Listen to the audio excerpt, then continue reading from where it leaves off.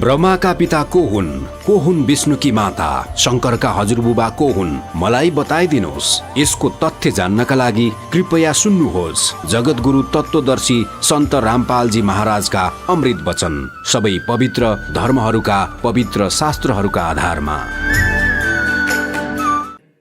5 minute में धर लिए ठाके, बैलना पर चलो मैं आ रहा हूं। जब वापस गंगा से निकलने लगी, वह गंगा फिर इतना ही पानी हो गया 1.5 फुट, और सारे बैल और बंजारे जब निकल गए जो वहां से आए हुए थे, 9 लाख बैल और इतने बंजारे सतलोक के भगता रहे थे अंश। तो गरीबदास जी ने कहा कि वो बैल जब चलने थे ना पृथ्वी पर, और वो बंजारे 1 फुट पृथ्वी से ऊपर रहे थे उनके कदम, या उनका समझ में नहीं आई ये न्यू के ऊपर चल रहे हैं। इतनी बुद्धि वो तो खान खान पे लाग रहे थे, उन्हें क्या जरूरत थी कि देखने की कौन के ऊपर चल रहा है। तो उसी समय बैल पार हो गए गंगा। सिकंदर लोधी ने कहा कि जाओ केसो, आपका काफिला जा चुका है। दूर जा लिया होगा, न्यू खड़े होकर देखा पटरी पर चढ़ के, वहां कोई परले पार कोई बैल नहीं, कोई बंजारा नहीं। तो सब असमंजस में हो गया सिकंदर लोधी की, कहाँ गई वो सारे? तो 9 लाख बैल कोई नूता नहीं कि थे कोण में वृक्ष के आड़ में छप जाएंगे, वो तो पूरे कई किलोमीटर तक दिखाई देने थे। इतना सोच ही रहा था तो कबीर साहब कहने लगे चले गए जहां से आए थे। उधर से वो केसो उनके सामने दूसरा रूप परमात्मा के अंदर समा गया, एक कबीर साहब रह गए। बोलो सतगुरुदेव।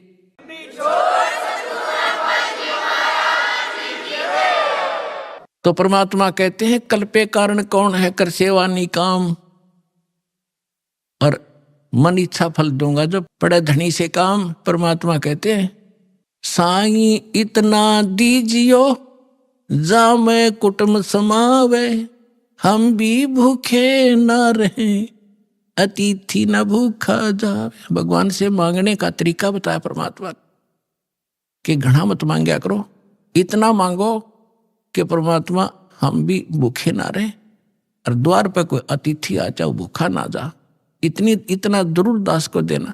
तो ये परमात्मा ने उदाहरण दिया है कि तुम मेरे की तरह नो विश्वास करो उस मालिक पे, और तू कर सेवा निकाम, निष्काम भाव से पूजा कर और दान धर्म करता रहे।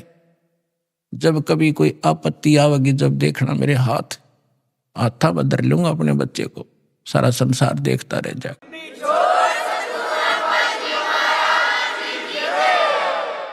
परम पिता परमात्मा पूर्ण ब्रह्म सर्वश्रेष्ठी रचनहार कबीर देव कबीर साहेब कबीर परमेश्वर जी की असीम रजा से आप सभी पुण्यात्माएं परमात्मा की महिमा श्रवण करने के लिए उपस्थित हुए। जिस प्राणी के युगों युगों के शुभ संस्कार एकत्रित हो जाते हैं उनको मानव शरीर प्राप्त होता है। उससे भी शुभ संस्कारी वो हंस आत्माएं हैं जिनको सतगुरु मिलते हैं, सत्संग श्रवण करने का अवसर प्राप्त होता है। पुण्यात्माओं, आज तक हमें परमात्मा की ABC का भी ज्ञान नहीं था। हम कह भी अध्यात्म मार्ग का नहीं जान पाए, चाहे हम अपने आप को कितने ही विद्वान मानते रहे, चाहे हमने वेदों को कंठस्थ याद भी कर लिया, श्रीमद् भगवत गीता के सभी श्लोक भी हमने रट रखे थे, क्योंकि इसके विषय में परमेश्वर स्वयं आकर ही बताते हैं गुरु बिन काहू न पाया ज्ञाना, जो थोथा बुस छड़े मूड किसाना, गुरु बिन वेद पढ़े जो प्राणी, समझ न सारे रहे अज्ञानी। होय होय, परमेश्वर ने 600 वर्ष पहले बताया था कि ये ऋषि महर्षि ब्राह्मण लोग, विद्वान संत मंडलेश्वर, वेदों को कंठस्थ तो याद कर लिया, इनकी प्रभुता भी बनी हुई है, कोई चतुर्वेदी, कोई त्रिवेदी, कोई दिव्यवेदी, कि इन्होंने चारों वेदों को कंठस्थ याद कर रखा है। किसी ने 3 वेदों को, वो त्रिवेदी कहलाता है। किसी ने 2 वेदों को कंठस्थ याद कर रखा था, वो दिव्यवेदी कहलाते थे। अपनात्माओं, यहां परमात्मा कहते हैं कि प्रत्येक प्राणी, प्रत्येक आत्मा, जब से वो परमात्मा कहते हैं मेरे से बिछड़ी है, उसी के तुरंत बाद इसको एहसास हो गया है कि हमसे गलती हो चुकी है और हमारी कोई अनमोल वस्तु हमसे छीनी जा चुकी है और उसके बगैर हम रह नहीं सकते, उसके बगैर हम सुखी नहीं हो सकते। उसको अब हम परमात्मा कहते हैं। तो जिस कारण से इस आत्मा ने उस वस्तु को पाने के लिए एक भरसक प्रयत्न किया और अभी तक वो सशक्त प्रयत्न जारी है। उसके लिए उन्होंने जंगलों में जाना, राज त्याग देना भी उचित समझा। शरीर नष्ट हो जाए, गल जाए, तपस्या कर करके उन्होंने भगवान पाना ही चाहा पर नहीं मिला।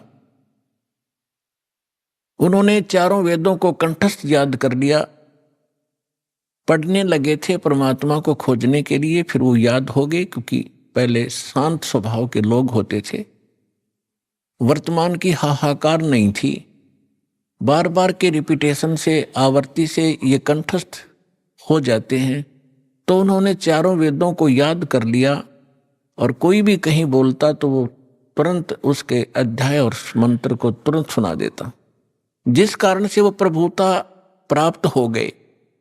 और जब प्राणी को प्रभुता प्राप्त हो जाती है, परमात्मा से कोसों दूर हो जाता है, क्योंकि जीव साहब नहीं हो सकता, परमात्मा ही साहब है। अब आप देखते हो हम कितने अज्ञानी हो गए। हम छोटी सी पोस्ट प्राप्त कर लेते हैं, यदि हम कोई सीधा नाम पुकारता है तो हमें दुख होता था और हमें साहब बोलता तो हम प्रसन्न होते थे, छाती फूल जाती है। इस ज्ञान से पता चलेगा कि साहब क्या है और जीव क्या है। तो कहने का भाव यह है कि वो वेदों के कंठस्थ करने वाले इतने प्रभु बन गए, उनको ब्राह्मण कहने लगे। ब्राह्मण का अर्थ होता ब्राह्मण सोए जो ब्रह्म पहचाने। ब्रह्म माने भगवान, परमात्मा को पहचाने। अपने आत्माओं, यहाँ क्योंकि ये दातम मार्ग है, पहली कक्षा के बालक भी आते हैं, तो ब्रह्म का अर्थ ये समझ लेना कि निरंजन ज्योति काल है, नहीं। ब्रह्म का अर्थ वैसे प्रभु होता है, भगवान होता है, राम कहो, साब कहो, ब्रह्म कहो। लेकिन जैसे हम पूर्ण परमात्मा कहते हैं, पूर्ण ब्रह्म कहते हैं, इसका मतलब कोई इनकम्प्लीट ब्रह्म भी है, लेकिन ब्रह्म शब्द पर्याप्त है परमात्मा के लिए। लेकिन यहां ये नकली प्रभु घने हो गए, तो इसलिए प्रभु की पहचान जिसने कर ली, ब्रह्म की पहचान जिसने कर ली, वो ब्राह्मण कहलाता है। दास अपने प्रवचनों में बहुत बार पंडितों ब्राह्मणों के विषय में उनकी मूर्खता, अज्ञानता सुनाता है। तो उसमें ये ना समझें कि दास एक ब्राह्मण वर्ण को कह रहा है। ब्राह्मण वर्ण अलग वस्तु है। जैसे एक वैद्य था और वो बहुत अच्छा वैद्य था, नाड़ी पकड़कर तुरंत बता देता था अमुक रोग है, औषधि भी उसके पास कारगर थी, सुप्रसिद्ध हुआ। उसकी एक दो पीढ़ी उसके द्वारा बताई औषधि और उस विधि से वो उपचार करते रहे, वो भी वैद्य कहलाए। लेकिन आगे चल के वो लाखों की संख्या बन गई उनके वंशजों की, और वो वैद्य नहीं है, फिर भी उनका सरनेम वैद्य बन गया। अब कोई कुछ कार्य करता है, कोई कुछ कार्य करता है, वो भी अपने पीछे लगाता है रमेश वैद्य, और काम क्या है उसका, परचून की दुकान। जानता नहीं पेट के दर्द की दवाई औषधि, और लिखता है रमेश वैद्य, तो वो वैद्य नहीं है। और यदि कहीं किसी वैद्य की मूर्खता बताई जाती है कि रोग ये और दवाई ये दे रहा है, ये खाक वैद्य है, तो उस वैद्य को दुख नहीं होता जो परचून की दुकान किए हुए। इसी प्रकार ब्राह्मण की विषय में जानना। मेरे पूज्य गुरुदेव जी ब्राह्मण वर्ण में जन्मे थे, लेकिन वो अपने आप को ब्राह्मण नहीं कहते थे, पंडित नहीं कहते थे। पंडित, ब्राह्मण की दूसरा पर्यायवाची पंडित भी कहलाता है। पंडित का भी यही अर्थ होता है। वो ब्राह्मण नहीं कहलाते थे जो हमने अपने परंपरागत समझ लिया है। हम किसको ब्राह्मण मानते हैं? जो श्राद्ध निकलवाता हो, पत्रे बाँच कर सुना दे, तेरा ये आपत्ति आनी है, ये ऐसे सर कर दे, ऐसे वैसे कर दे, ये ब्राह्मण कहलाते। लेकिन यदि हम पंडित की परिभाषा समझना चाहें तो हमारे पूज्य गुरुदेव जी ब्राह्मण होते हुए अपने आप को ब्राह्मण नहीं कहते थे, वो संत कहलाते थे कि हमने पंडिताई कभी की नहीं, हम ब्राह्मण नहीं हैं। और मेरे दादा गुरु जी छावला गांव दिल्ली के अंदर, दिल्ली स्टेट में एक छावला गांव है नजफगढ़ के पास, वहां के वो जाट थे। और बचपन से ही वो हमारे जो चौथे दादा गुरु जी थे उनके संपर्क में आ गए। उन्होंने उसको काशी विद्यापीठ में पढ़ाया, अपने पास ही रखा, तो वो 4 विषय के आचार्य बन गए उस विद्या को पढ़कर। लेकिन उन्होंने पंडिताई की नहीं, फिर भी वो पंडित चिदानंद नाम से जाने जाते थे। और उनका आश्रम बना हुआ है जिला सोनीपत हरियाणा, तहसील खरखोदा के पास एक गोपालपुर गांव है छोटा सा, उसमें उनका आश्रम बना हुआ है। दास उसको बहुत बार देख कर आया है, उस पर लिखा है पंडित चिदानंद आश्रम, जबकि वो वर्ण में जाट थे। तो हमने सबसे पहले ये देखना है कि यहाँ इन चीजों का हमने इनसे ऊपर उठना है, जातिवाद से। हमारी क्या जाति है? जीव हमारी जाति है, और मानव धर्म हमारा हिंदू मुस्लिम सिख ईसाई, कोई धर्म नहीं है न्यारा। जब हम परमात्मा के इस अध्यात्म ज्ञान से परिचित होंगे, फिर हमने कोई भी दूसरा सा नहीं दिखेगा, ना कोई मुसलमान दिखाई देगा, ना कोई ईसाई दिखेगा, ना हमें कोई हिंदू दिखेगा, ना कोई सिख दिखाई देगा। हम एक पिता की संतान हैं, हम परमात्मा के लिए ही विभाजित हुए हैं, परमात्मा के लिए अब हम एक होंगे, क्योंकि हमें ज्ञान हो जाएगा। हम रूढ़िवादी नहीं रह सकते, क्योंकि परमात्मा ने शिक्षा इसीलिए आपको दी है। अब हम अपने प्रसंग पर आते हैं।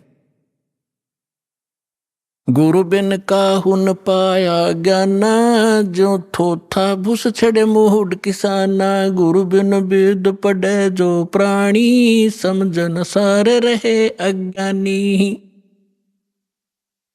अब तो कहते हैं प्रत्यक्ष को प्रमाण की आवश्यकता नहीं पड़ती, क्योंकि दास ने परमेश्वर कबीर जी के द्वारा दी गई उस बुद्धि से, दास एक जीव बुद्धि है, और जब परमात्मा रजा बख्शते हैं, यही जीव परमात्मा वाले ही ज्ञान को आगे चला सकता है, सुना सकता है और उसको समझ सकता है। तो उस परमात्मा की कृपा से आपके समक्ष ये तो हो ही चुका है कि यथार्थ ज्ञान क्या है, अध्यात्म मार्ग कैसा है, और ये भी आप खूब समझते हैं कि आज तक इस हमारे सदग्रंथों को हमारे ही ऋषि महर्षि गुरु ब्राह्मण आचार्य शंकराचार्य इस सिलेबस से परिचित नहीं थे, तो खाक टीचर थे। वो जीवन अपना नाश किया, हमारे पूर्वजों का भट्ठा बैठा दिया, भूत बनवा दिए, फिर उनके श्राद्ध निकलवाने शुरू कर दिए। तो इस तरह की भ्रमणा अज्ञानता से फैलती है। तो आज तक हमारे जितने भी ऋषि महर्षि हुए हैं, इवन ब्रह्मा विष्णु महेश, इनको कोई अध्यात्म ज्ञान नहीं था। पुण्यात्माओं, परमात्मा ने 600 वर्ष पहले कहा था ये ज्ञान, लेकिन उस समय हम शिक्षित नहीं थे। हमारे धर्मगुरु केवल संस्कृत भाषा पढ़ा करते थे और सदग्रंथ भी संस्कृत भाषा में थे, जिस कारण से हम अपने भगवान को ना पहचान सके, ना अध्यात्म ज्ञान को जान सके। और इन अज्ञानी ऋषि महर्षि आचार्यों शंकराचार्यों ने परमात्मा का विरोध करके जनता को भ्रमित किया कि अशिक्षित जुलाहा धानक, ये नीच जाति का, ये क्या जाने सदग्रंथों के विषय में, क्योंकि ये संस्कृत नहीं जानता। तो उस समय नकलियों की दाल खूब गल गई। लेकिन मालिक तो मालिक ही होता है, सहनशील भी होता है। वो जो उद्देश्य लेकर चलते हैं वो बीच में भड़बड़ाते नहीं।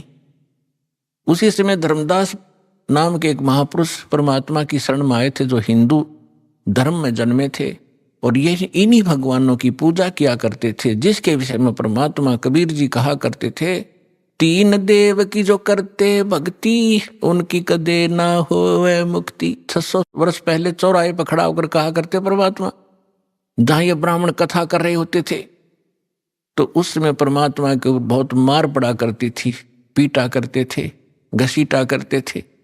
लेकिन परमात्मा सत्य है, उसके वचन सत्य है, उसका अस्तित्व सत्य है, वो झूठ ना कह सकता और ना ही वो झूठ होता है। तो तब धर्मदास नाम के एक महापुरुष बड़े विचलित हुए।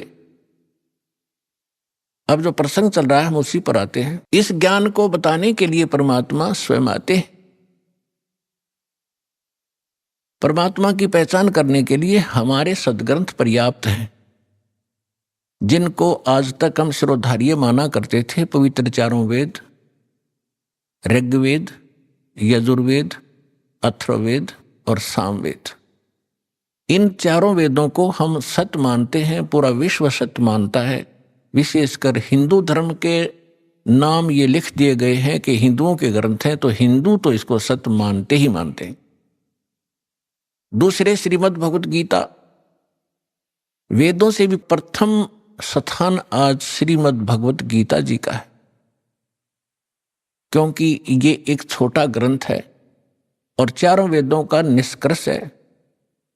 और उसके बाद 18 पुराण। अब लगभग 2500-3000 हजार वर्ष से जो हमारे धर्मगुरु रहे हैं, उन्होंने केवल पुराणों को ही महत्व दिया और साथ में श्रीमद् भगवत गीता को भी उन्होंने समांतर सम्मान दिया है और इन्हीं के पठन पाठन से मोक्ष बताया है। और उन्होंने ये भी कहा है कि हम जो ज्ञान दे रहे हैं इन्हीं ग्रंथों के आधार से दे रहे हैं। तो पुण्यात्माओं, परमात्मा को पहचानना पड़ेगा। जब तक हमें ये विश्वास नहीं होगा कि ये सामने रखा एक चमकीला पत्थर वास्तव में हीरा है, लाल है, इसकी कीमत इतनी है, तब तक हम उसका दाम नहीं लगा सकते, उसका मूल्य चुका नहीं सकते, दे नहीं सकते, उसको ग्रहण कर ही नहीं सकते, क्योंकि वो कीमती इतना है।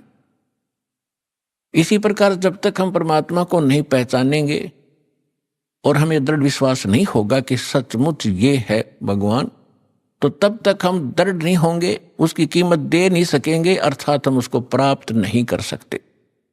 तो उसके लिए हमने सबसे पहले ये विश्वास, हमने ये जानना होगा, दृढ़ निश्चय करना होगा कि जिस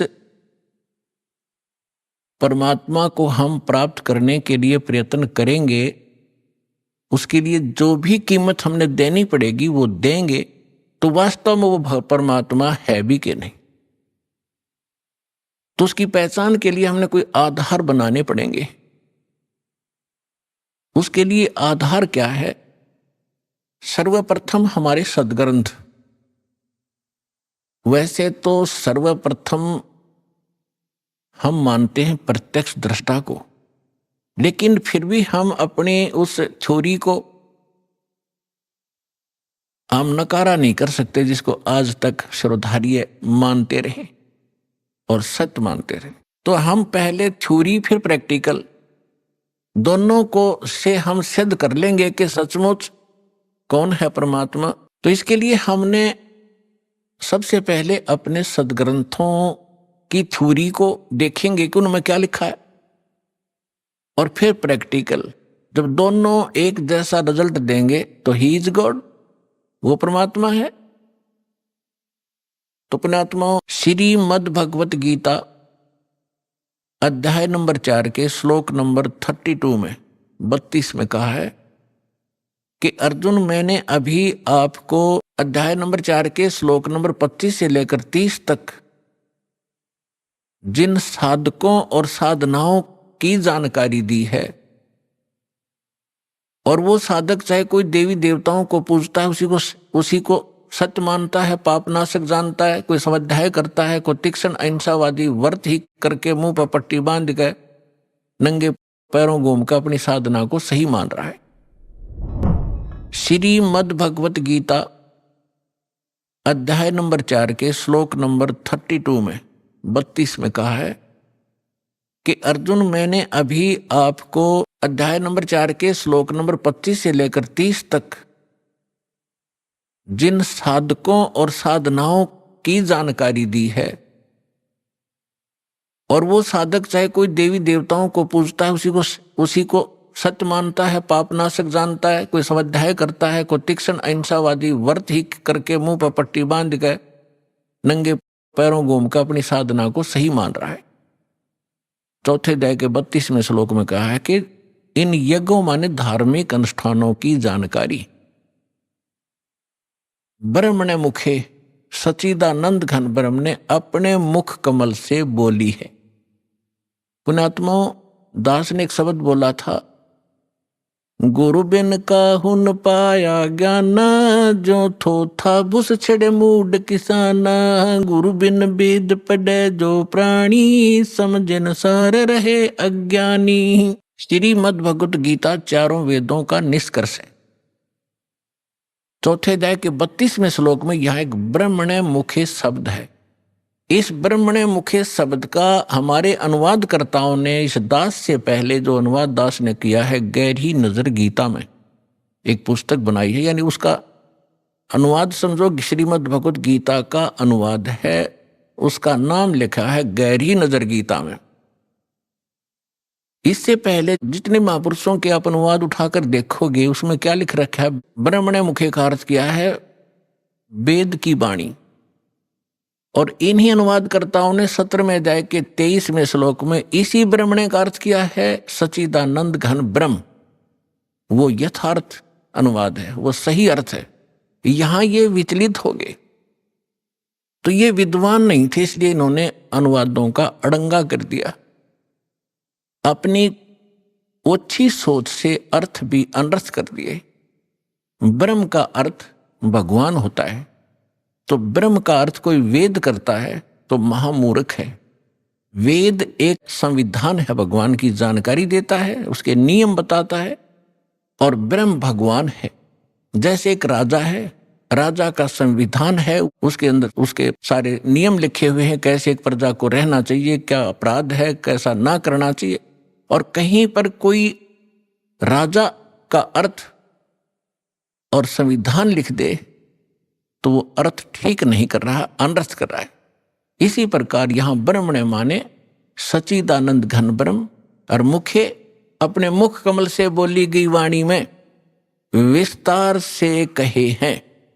सच्चिदानंद घन ब्रह्म ने अपने मुख कमल से बोली उस अमृत वाणी में उन धार्मिक युगों की जानकारी, अनुष्ठानों की जानकारी विस्तार के साथ कही है, और उसको तत्व ज्ञान कहते हैं। और उसको जानने के बाद तो सभी कर्मों से मुक्त हो जाएगा। अब गीता ज्ञान दाता कौन है? ये ब्रह्म है। जैसे दास ने शब्द सबसे पहले ये बोला था कि ब्रह्म शब्द पर्याप्त है, लेकिन ब्रह्म का अर्थ भगवान कहो, साब कहो, राम कहो, तो ये सत्संग एक ऐसी जटिल समस्या बन गई जो अध्यात्म मार्ग कि दास यदि किसी पॉइंट को कच्चा छोड़ के आगे चलेगा तो प्रथम बार सुन रहा भक्त कुछ नहीं समझ पाएगा। इसलिए एक ये सामूहिक लेक्चर दिया जाता है आध्यात्मिक टीचर होने के नाते, तो उसमें ये ध्यान रखा जाता है कि शायद प्रथम कक्षा के बच्चे भी आए जो पहली बार दीक्षा लेने आए, और किसी के वैसे कहने से वैसे भी श्रोता बन कराते। तो ये इसलिए यहाँ थोड़ा सा डिफाइन करेंगे। जैसे साहब कहो, ब्रह्म कहो, राम कहो, गॉड कहो, अल्लाह कहो, खुदा कहो, ईश कहो, ब्रह्म कहो। अब जैसे एक तहसीलदार भी साहब है, प्रभु है, स्वामी है अपने विभाग का, ऐसे ही आगे चले हम थोड़े शॉर्ट में बताऊंगा। जैसे डिप्टी कमिश्नर भी साहब है, मंत्री भी साहब है, मुख्यमंत्री भी साहब है। खूब समझते हो आप कि ये साहब कितने सतर के हैं। और प्रधानमंत्री भी साहब कहलाते हैं, और राष्ट्रपति जी भी साहब ही कहलाते हैं। तो इसे समझ लेना।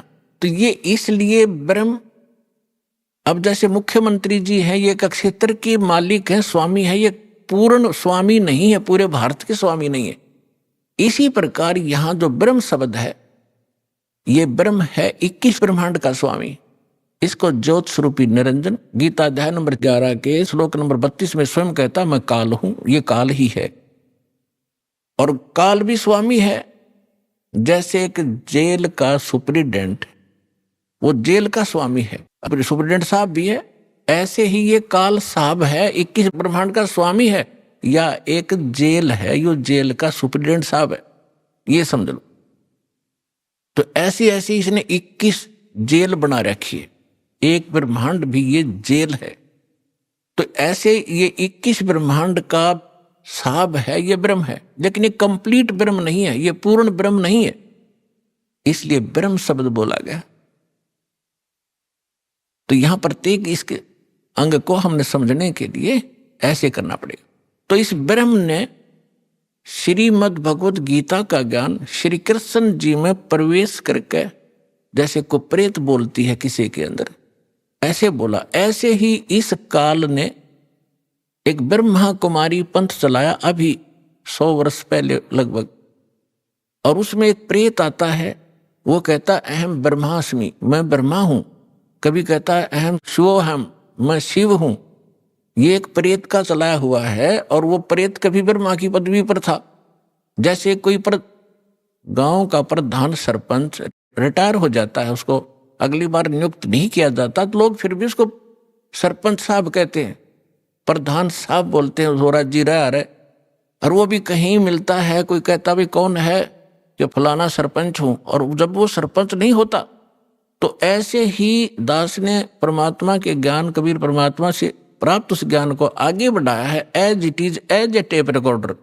दास का इसमें इतना ही योगदान है कि दास को परमात्मा का जो अंतःकरण टेप रिकॉर्डर ठीक कर दिया उस परमेश्वर कबीर जी ने, और उसमें अपना ज्ञान भर दिया।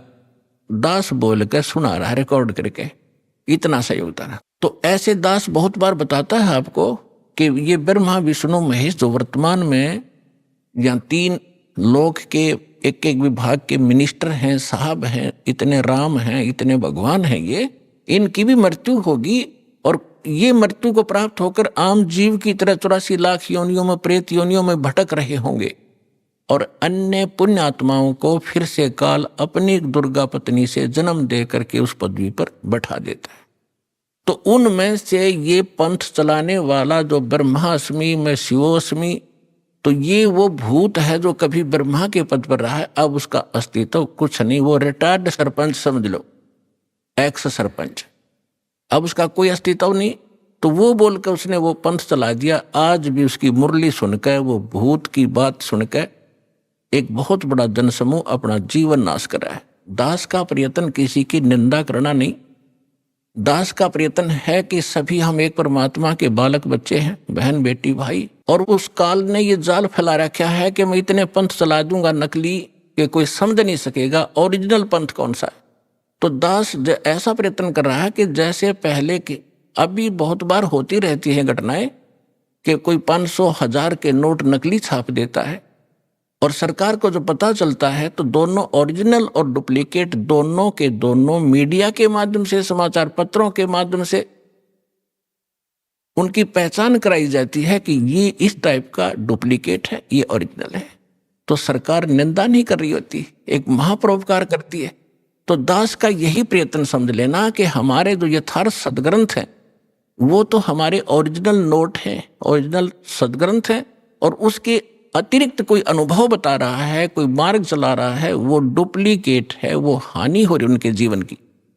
तो दास ने कोई शौक नहीं है किसी की, इसको आप आलोचना का नाम देते हो तो आपकी बुद्धि अच्छी नहीं है, आपको अध्यात्म ज्ञान नहीं है। तो इसी प्रकार ये काल ने स्वयं, इसमें श्री कृष्ण जी के अंदर स्वयं काल प्रवेश कर गया। श्री कृष्ण भी ये 3 लोक के प्रभु हैं, एक विभाग के। इसके अंदर आम प्रेत नहीं प्रवेश कर सकता, इनके अंदर, इनमें इतनी पावर होती है। तो उनके अंदर काल स्वयं आया और उसने गीता का ज्ञान दिया। तो यहां ब्रह्म बोल रहा है इस गीता को। अब हम परम अक्षर ब्रह्म कहेंगे, उसको पूर्ण ब्रह्म कहेंगे, जो इससे अन्य परम शक्ति है, और उसको हमने पाना है। अब क्या कहा है कि वो सच्चिदानंद घन ब्रह्म ने अपने मुख कमल से, गीता ज्ञानदाता स्वयं कह रहा है, उस धार्मिक अनुष्ठानों की जानकारी विस्तार के साथ कही है और उसको तत्व ज्ञान कहते हैं। और उस ज्ञान को प्राप्त करके प्राणी सभी कर्मों से मुक्त हो जाता है, वो छुटकारा पा लेता है, उसका पुनर्जन्म नहीं होता। चौथे अध्याय के 34वें श्लोक में कहा कि अर्जुन, उस तत्व ज्ञान को जो परमात्मा स्वयं आकर अपने मुख कमल से वो वाणी बोलता है, वो तत्व ज्ञान है। उस तत्व ज्ञान को, उसको सूक्ष्म वेद भी कहा है। उस तत्व ज्ञान को तू तत्वदर्शी संतों के पास जाकर समझ, उनको दंडवत प्रणाम करने से, कपट छोड़कर सरलता पूर्वक प्रसन्न करने से वो तत्वदर्शी संत तुझे उस परमात्म तत्व का अर्थात तत्व ज्ञान का उपदेश करेंगे। अब 15वें अध्याय के प्रथम मंत्र में उस तत्वदर्शी संत की पहचान भी बता दी है कि जो संत उल्टे लटके हुए संसार रूपी वृक्ष के, ये संसार रूपी वृक्ष है अर्जुन, ऊपर को जड़ है, वो तो पूर्ण परमात्मा है, पूर्ण ब्रह्म है, जिस तो सबका धारण पोषण करता है। 15वें अध्याय के 1 से लेकर 4 श्लोक में और 16-17 श्लोक में 3 पुरुष, 3 भगवान, 3 ब्रह्म स्पष्ट किए हैं। सरपुरुष कहो, सरब्रह्म कहो, ये तो काल है। सर माने नासवान, ये 21 ब्रह्मांड का स्वामी, ये सरब्रह्म है। और दूसरा अक्षर ब्रह्म, अक्षर पुरुष कहो, चाहे प्रभु कहो, स्वामी कहो, राम कहो, ब्रह्म कहो, ये 7 संख्य ब्रह्मांड का स्वामी है। इसकी आयु बहुत लंबी है, लेकिन इसकी भी मृत्यु है, इसलिए इसको भी अक्षर पुरुष का है, ये चिरस्थायी है। और फिर तीसरे नंबर का जो परमात्मा है, परम अक्षर ब्रह्म कहलाता है, वो बताया उत्तम पुरुष तु अन्य, जो 17वें श्लोक में कहा 15वें अध्याय के, उत्तम पुरुष तु अन्य परमात्मा इति उदाहरता, ये लोग तरम अवश्य विवर्ती अवैश्वर है, वो परमात्मा इन दोनों से अन्य है। जो 15वें अध्याय के 16वें श्लोक में सरपुरुष और अक्षर पुरुष कहे हैं, इनसे कोई अन्य है वो परमात्मा जो सबका धारण पोषण करता, 3 लोकों में प्रवेश करके। 15वें अध्याय के प्रथम श्लोक में बताया कि ऊपर को जड़ और नीचे को शाखा वाला ये उल्टा लटका हुआ संसार रूपी पीपल का वृक्ष समझो, एक फॉर एग्जाम्पल दिया है। और जो संत इसके सभी विभाग बता दे, न्यारे न्यारे, भिन्न भिन्न, सवेदवित, वह वेद के तात्पर्य को जानने वाला है, वह वेद का ज्ञाता है, वो तत्वदर्शी संत है। तो पुण्यात्माओं, 600 वर्ष पहले परमात्मा स्वयं आए थे, जैसा उनका विधान है कि वो स्वयं आकर अपने मुख कमल से उस तत्व ज्ञान का प्रचार करते हैं, जो हमारे नकली धर्मगुरुओं ने, डुप्लीकेटों ने रिजेक्ट करके कूड़े की टोकरी में डाल रखा था, धानक जुलाहा कह के, उसकी वाणी झूठी कह के। आज दास को परमात्मा ने जोरी बनाया, उस लाल को परखा और उसको कूड़े की टोकरी से उठाकर आज सिद्ध कर दिया कि Kabir is God, Kabir is God, Kabir is complete God.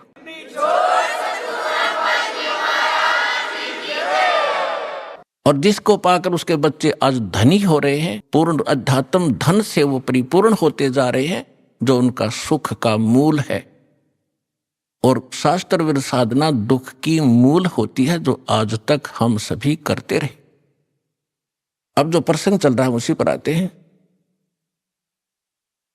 कि परमात्मा ने 600 वर्ष पहले आकर कहा था, अक्षर पुरुष एक पेड़ है, निरंजन वाकी डारे, तीनों देवा शाखा है, भाई पात रूप संसारे।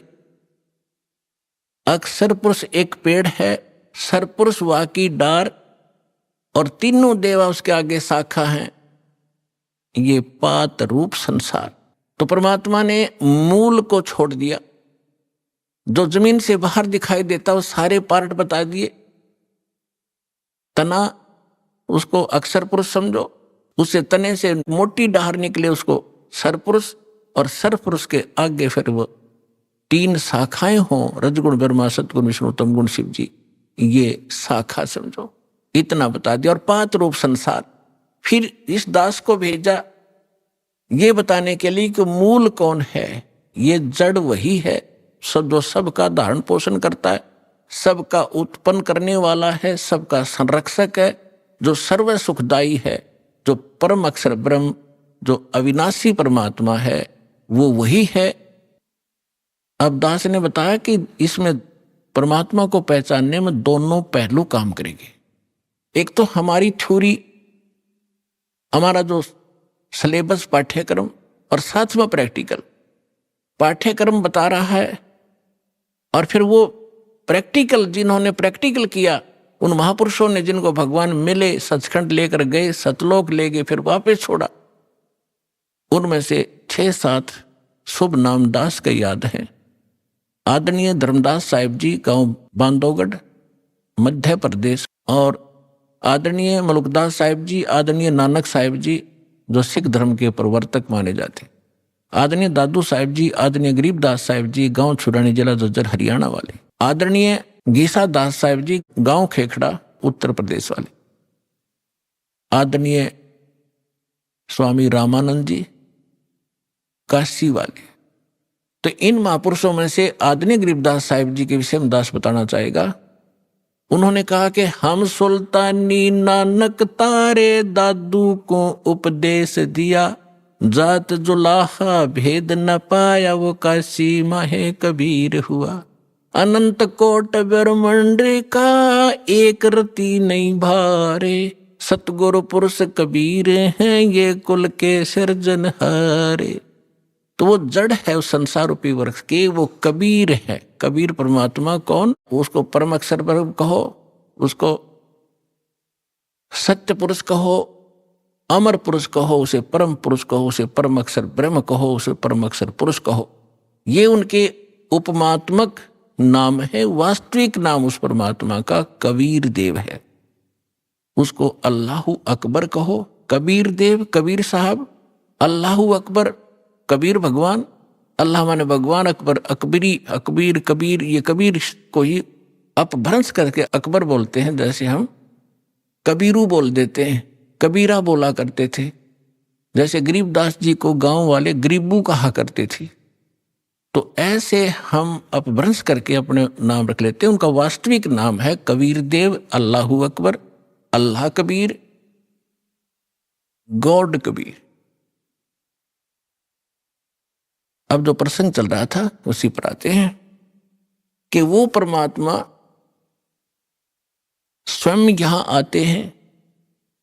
अब इसमें दोनों पहलू साथ चलेंगे कि जिनको भगवान मिले उन्होंने प्रैक्टिकल किया, और जो हमारे सदग्रंथ आज तक हमें ज्ञान दे रहे थे, हमारे धर्मगुरु समझ नहीं सके, वो हमारा दुर्भाग्य और उनका भी दुर्भाग्य कहेंगे, क्योंकि वो उनकी बुद्धि काल के वश थी। अब हम सतगुरु शरण में आ गए तो हमारे ऊपर काल की जकड़ नहीं रही, इसलिए आप इस ज्ञान को समझ रहे हो। जिस दिन आपका नाम खंड हो जाएगा, यहां से कनेक्शन कट गया, परमात्मा का पंजा आपसे उठ जाएगा, आपको यही शब्द कड़वे लगने लग जाएंगे, और ये हमारे यहाँ भक्त भी आपको बुरे बुरे दिखाई देंगे, क्योंकि काल प्रवेश कर जाएगा, आपकी बुद्धि को भ्रष्ट कर देता है। आज तक ब्रह्मा विष्णु महेश की गांठ बांध रखी, इसने चक्कर बांध रखा, समझने नहीं दिया।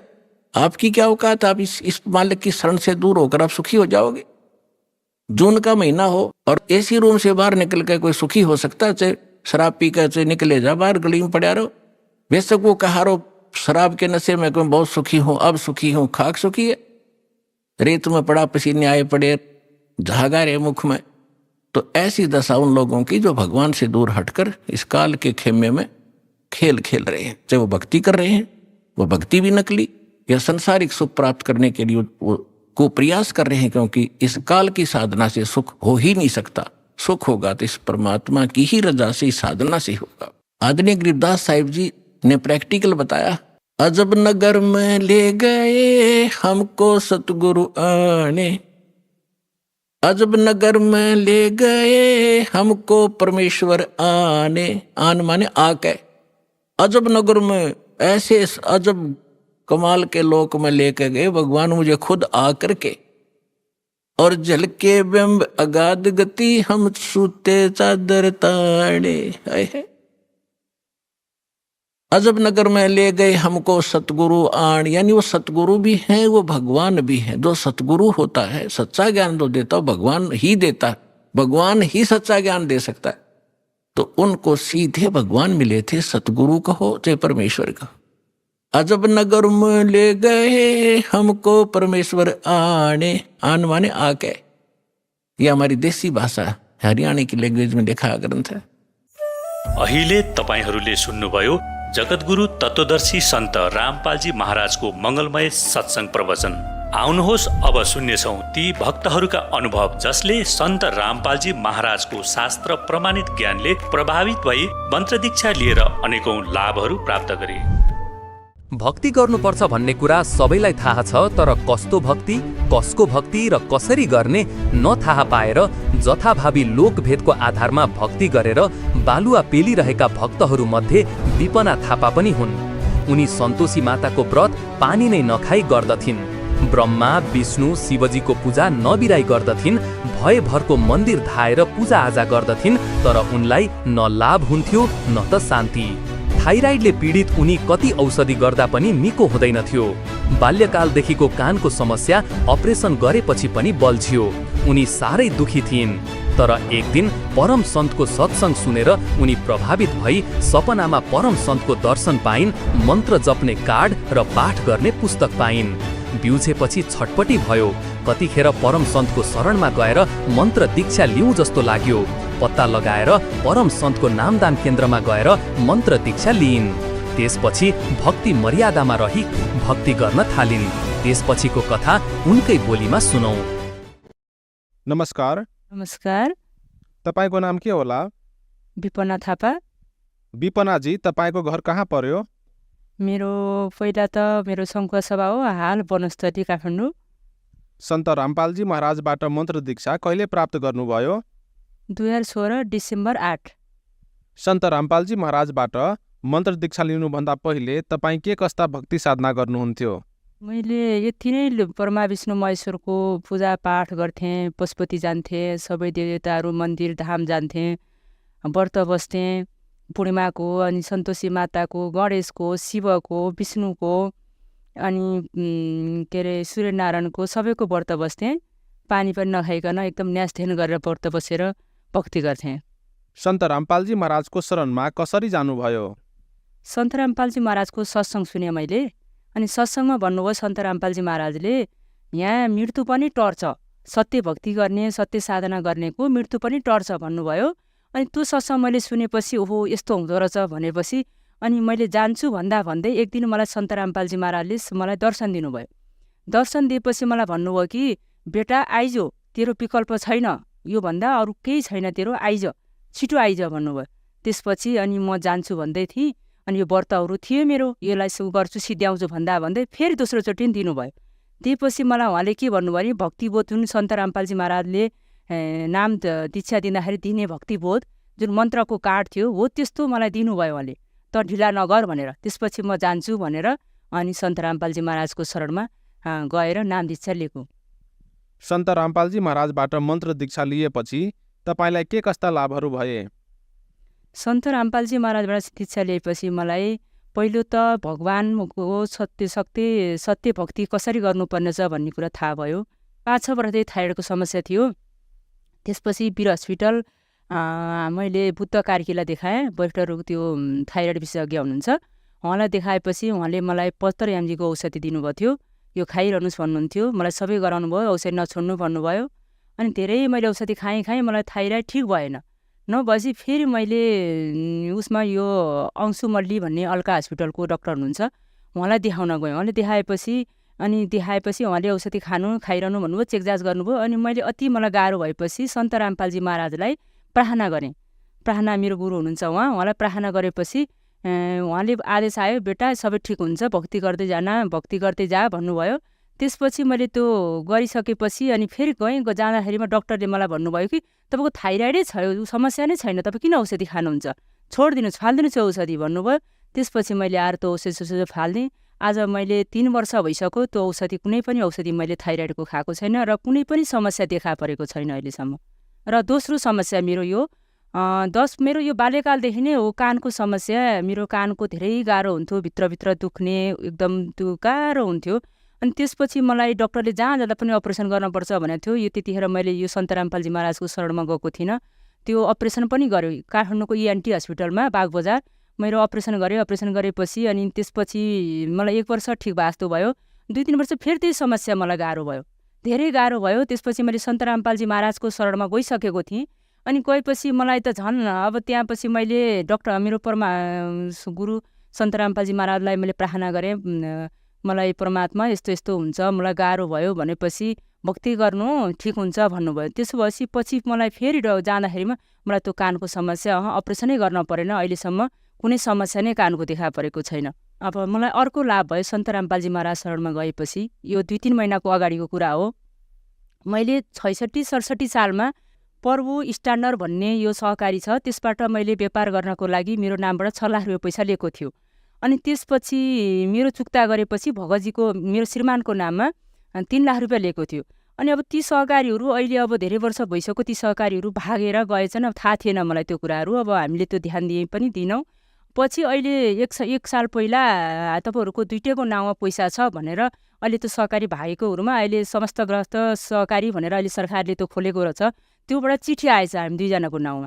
चिठी आएपछि अनि हामी जाँदाखेरि के हो भन्दाखेरि मेरो नामको 6 लाखको 12 लाख, अब मेरो श्रीमानको नामको 3 लाखको 6 लाख गरेर हाम्रो नाउँमा 18 लाख रुपियाँ पैसा तिर्नुपर्छ भनेर भन्यो। अनि त्यसपछि हामीलाई टेन्सन भयो, धेरै टेन्सन भएपछि त्यसपछि हामी गयौँ, अब यो सफ्टवेयर खुल्छ अनि तपाईँहरूलाई जानकारी गराउँला भन्नुभयो। हामीले तिरिरहेको पैसा देखाउन पर्यो नि भन्दाखेरि उहाँहरू मान्नु भएन। पछि हामीले गर्दै जाँदाखेरि अनि यसपालि फेरि उहाँहरूले बोलाउनु भएन। उहाँहरूले हामीलाई के गर्नुभयो भन्नुहुन्छ भने 81 हाम्रो बैङ्कको खाताहरू सबै रोक्का भएछ, सबै कालो सूचीमा राखिदिनु भएछ। उहाँहरूले किन यस्तो भयो भनेर जाँदाखेरि हाम्रो बैङ्कहरू कुनै बन्द भयो। बन्द भएपछि बैङ्कमा जाँदाखेरि तपाईँहरूको यो सहकारीबाट यस्तो यस्तो तपाईँहरूको ब्लक गरिदिएको छ भन्नुभयो।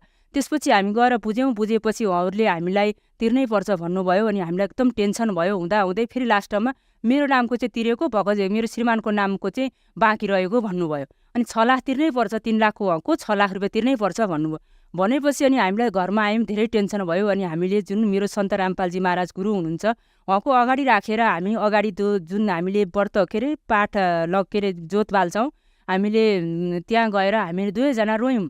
रोएपछि हे गुरुदेव, हे भगवान्, हजुर नै हुन्छ हामी सारा भनेर हामीले भन्यौँ। भनेपछि हामीलाई भगवान्ले मेरो सन्त रामपालजी महाराजजीले उहाँलाई प्रेरणा दिनुभयो कि त्यहाँ हेर त भनेर उहाँलाई प्रेरणा दिनुभएछ। एउटा उहाँले के भन्नुभयो भने, नानी त्यहाँ छ कि त केही हाम्रो भनेर हेर्दाखेरिमा छोरीले त्यो पासबुक खेला पारी जुन सहकारीले हामीलाई तेरो चुक्ता पैसा भनेर जुन हामीलाई सहकारीको छाप लगाएको हामीलाई पासबुक फेरेपछि हामीलाई यति खुसी भयौँ, यति रोयौँ हामी।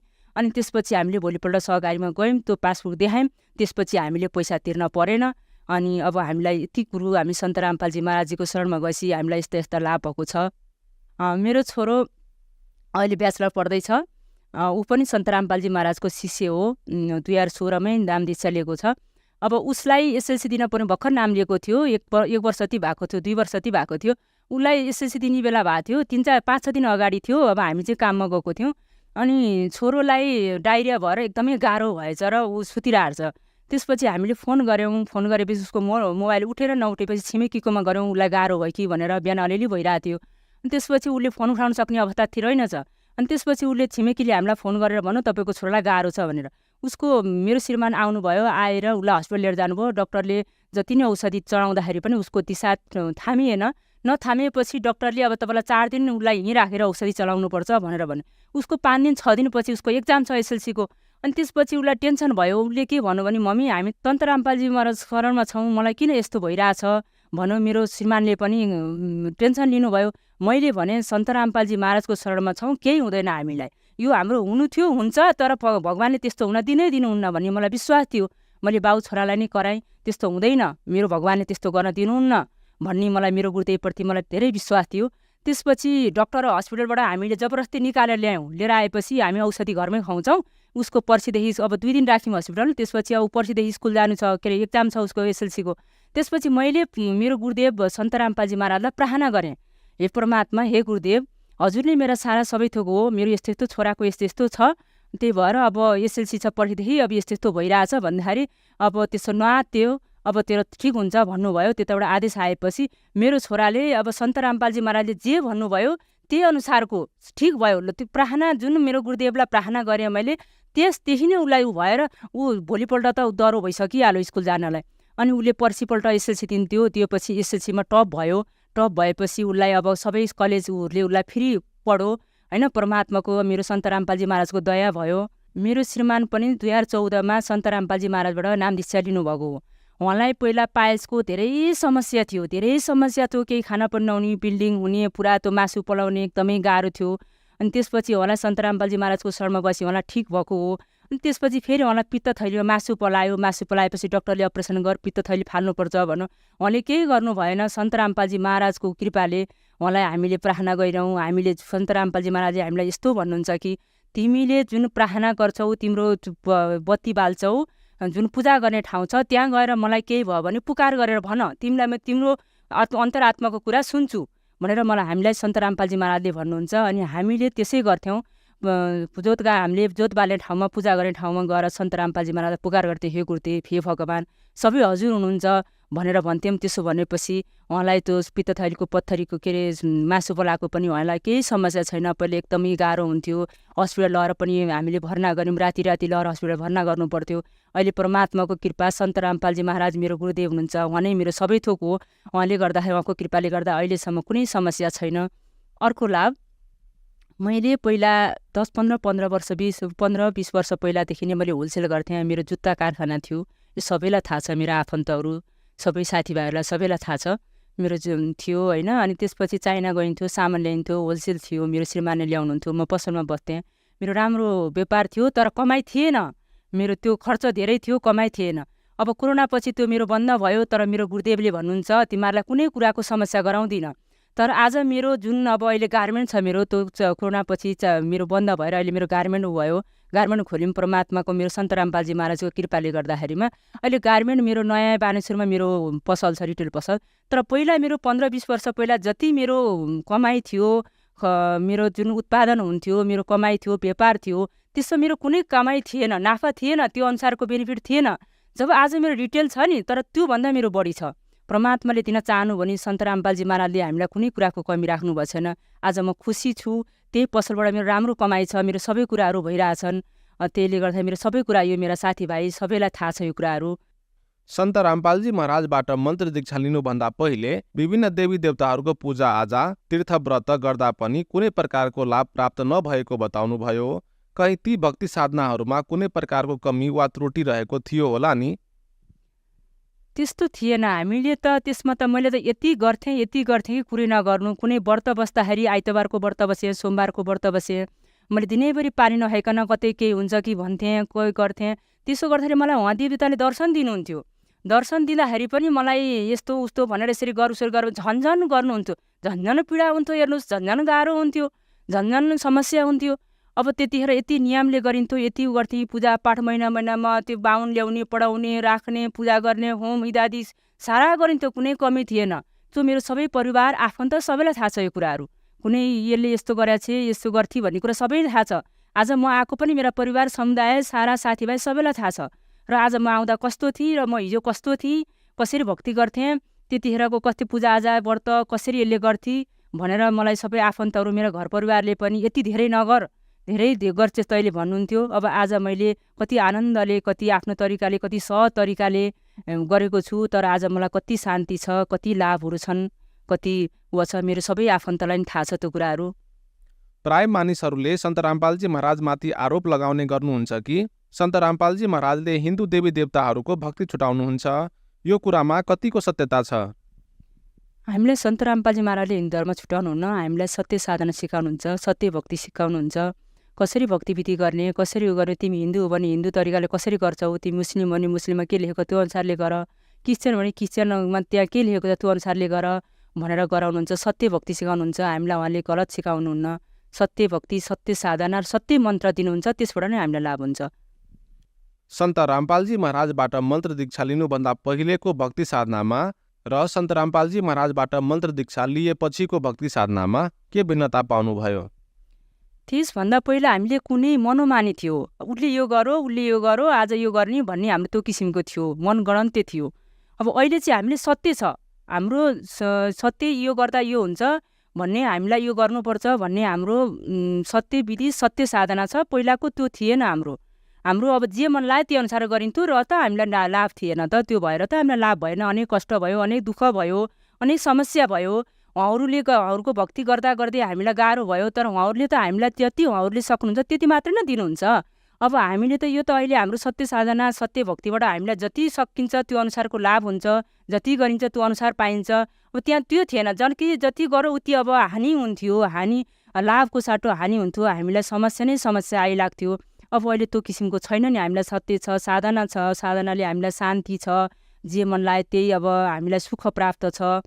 हामी सत्य उबाट हिँड्छौँ, सत्य हामीलाई यहाँबाट बाहिर नजाऊ है भनेर हामीलाई सत्य दिनुभएको छ, मर्यादा दिनुभएको छ, हामी त्यहाँबाट गर्दैनौँ। टिभी हेरेर बसिरहनुभएका दिदी बहिनी तथा नेपाली दाजुभाइहरूलाई तपाईँ के भन्न चाहनुहुन्छ? टिभी हेरेर बस्नुभएका नेपाली दाजुभाइ, मेरो आफन्त जुन सबै जतिजना मलाई हेरिरहनु भएको छ, उहाँहरूलाई म के भन्छु भन्नुहुन्छ भने, हिजो मलाई गरेको भक्तिहरू तपाईँले देख्नु भएको थियो, गरेको थिएँ, त्यो अनुसारले मैले के गरेको छु हजुरलाई सबै थाहा थियो। त्यतिखेर मलाई त्यो अनुसारको थिएन, शान्ति थिएन, थिएन। सबै मेरा परिवार आफन्तजनहरू सबैलाई थाहा छ, मेरो परिवारमा कस्तो हुन्थ्यो, त्यत्रो गर्दाखेरि पनि के थियो भन्ने कुरा मेरो आफन्तहरूलाई सबैलाई थाहा थियो। आज मैले सन्त रामपालजी महाराज गुरु शरणमा गएपछि आज मलाई कति शान्ति छ, कति छ, उहाँहरूले पनि देख्नु भएको छ। त्यही भएर समय ढिला नगरौँ। यो सन्त रामपालजी महाराज भगवानको रूपमा आउनुभएको छ, यो मानिसको चोलामा आउनुभएको छ, हामीले ख्यालठट्टा गरेका छौँ। त्यही भएर हामीले भन्छौँ, सेवा गर्दा पनि यस्तो भन्छौँ, तर कस्तो हो भन्नुहुन्छ भने उहाँहरूले देख्दाखेरि तपाईँले गुरु भन्नुहुन्छ, यस्तो हो भन्नुहुन्छ, तर तपाईँहरूले पुस्तक ल्याउनुहोस्, पढ्नुहोस्, हामीलाई गर्नुभन्दा पनि त्यो के रहेछ भनेर त्यो किताबको बारेमा हेर्नुहोस्, बुझ्नुहोस्, तपाईँले शुद्ध थाहा पाउनुहुन्छ। यो सत्य ज्ञान हो। हामी हिन्दू हो भने श्रीमद् भागवत गीता हाम्रो शास्त्र हुन्, मुस्लिम हो भने हामी बाइबल के अरे कुरान हेरौँ, मुस्लिम क्रिस्चियन हो भने बाइबल हेरौँ होइन। यी सबै आफ्नो ग्रन्थमा भएका कुरालाई नै उजागर गरिदिनु भएको हाम्रो सन्त रामपालजी महाराजले। त्यही भएर सत्य ज्ञान छ, सत्य साधना छ। हेर्नु, जीवन सधैँ पाइँदैन, सधैँ दुःख कष्ट कति सहन्छ, यो शरीरले पनि धेरै गाह्रो हुन्छ, सधैँ समय रहँदैन, सधैँ समयले पनि साथ दिँदैन। त्यही भएर आफ्नो लागि आफैले गर्ने हो, यो त आफूले खाए आफै अगाइन्छ। त्यही भएर सत्य साधना हो, सत्य भक्ति हो, सत्य मन्त्र हो। त्यही भएर संसारमा उहाँभन्दा गुरु हाम्रो कोही पनि छैन र उहाँभन्दा भगवान् अरू कोही पनि होइन। हेर्नुहोस्, त्यही भएर हामीले कुनै धर्म चेन्ज गरेका नि होइनौँ, आफ्नै धर्ममा रहेर आफ्नै ग्रन्थमा रहेर हामीले भक्ति गर्ने हो, साधना गर्ने हो। हामीले परिवारबाट बाहिरिनु पर्दैन, परिवारबाट अलग हुनु नि पर्दैन, कुनै समुदायबाट अलग हुनु नि पर्दैन। आफ्नै घरमा रहेर आफ्नै उसमा शान्ति तरिकाले भक्ति गर्न पाइन्छ। र तपाईँले सत्य भक्ति सत्य साधना गर्दा शान्ति हुन्छ, आफ्नो परिवार पनि राम्रो हुन्छ, आफ्नो व्यापार व्यवसाय पनि राम्रो हुन्छ। त्यही भएर हेर्नु, ढिला नगरौँ, समयमा आउँ, समयमा बुझौँ। सधैँ समय रहँदैन, सधैँ समय एकदम गाह्रो छ अवस्था, आफ्नो लागि आफैले गर्ने हो। बुझौँ, बेलैमा बुझौँ, आफ्नो ज्ञान बुझेर सत्य भक्ति गरेर टिभी च्यानलहरू छन् हाम्रा, त्यो च्यानलहरूमा हेरौँ, या पुस्तक हाम्रो भक्तहरूले सेवा गर्नुहुन्छ, त्यो सेवा पुस्तकहरू पढेर के रहेछ भनेर हेर्नुहोस्। हामीलाई त अहिले सहज छ नि, हाम्रो गुरुदेव सन्त रामपालजी महाराजले ठाउँ ठाउँमा सेवा गराउनुहुन्छ, पुस्तक दिनुभएको छ, विभिन्न च्यानलमा आउँछ, सत्सङ्ग छ, हामी त्यो सत्सङ्गहरू हेर्नुहोस्। सन्त रामपालजी महाराजबाट मन्त्र दीक्षा कसरी प्राप्त गर्न सकिन्छ? सन्त रामपालजी महाराजको विभिन्न टिभी च्यानलहरूमा सत्सङ्गहरू भइरहेको छ र विभिन्न फेसबुक ट्विटरहरूमा पनि विभिन्न ज्ञानको प्रचार भइरहेको छ। त्यहाँ नम्बर लिएर हजुरले फोन गरेर आएर नम्बर नाम दिशा लिन सक्नुहुन्छ। धन्यवाद। नमस्ते।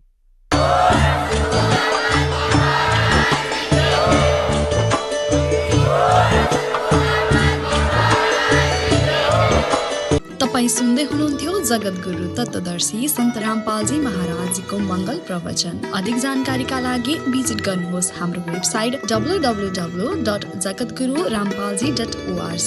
सन्त रामपालजी महाराजजीको शुभ आशीर्वादले पुरा विश्वभरमा 500 भन्दा पनि अधिक मन्त्र दीक्षा केन्द्रहरू छन्, जसमा सन्त रामपालजी महाराजजीद्वारा अनलाइन निःशुल्क मन्त्र दीक्षा दिँदैछ। आफ्नो नजिकको मन्त्र दीक्षा केन्द्र पत्ता लगाउनका लागि सम्पर्क गर्नुहोस् 98 511 89 381।